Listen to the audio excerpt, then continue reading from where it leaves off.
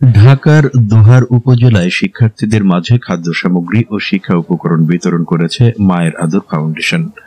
উপজেলার কাঁঠালীঘাটা মাসুম মিয়া উচ্চ বিদ্যালয়ে এ খাদ্য সামগ্রী ও শিক্ষা উপকরণ বিতরণ করা হয়।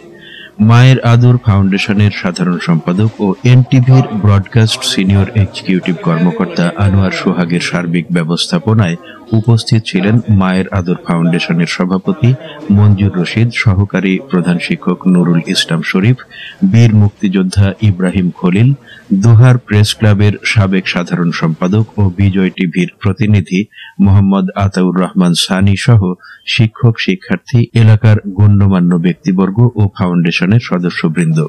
কাঁঠালীঘাটা মাসুম মিয়া উচ্চ বিদ্যালয়ের প্রধান শিক্ষক মঞ্জুর রশিদ বলেন, মায়ের আদর ফাউন্ডেশনের এ ধরনের কার্যক্রমের মাধ্যমে সুবিধা বঞ্চিত শিক্ষার্থীদের পাশে এগিয়ে আসা একটি মহৎ গুণ। তাই সবাইকে এসব সুবিধা বঞ্চিত শিক্ষার্থীদের সাহায্যে এগিয়ে আসা প্রয়োজন। ভবিষ্যতেও এ ধরনের কার্যক্রম অব্যাহত রাখতে ফাউন্ডেশনের নীতি নির্ধারকদের প্রতি আহ্বান জানান। মায়ের আদর ফাউন্ডেশনের সাধারণ সম্পাদক আনোয়ার সোহাগ বলেন, করোনাকালীন সময়ে সাধারণ দরিদ্র পরিবার সমূহের পাশে খাদ্য সরবরাহ করেছেন এবং মেধাবী দরিদ্র শিক্ষার্থীদের জন্য নিয়মিত শিক্ষা উপকরণ প্রদান করে আসছে ফাউন্ডেশনটি।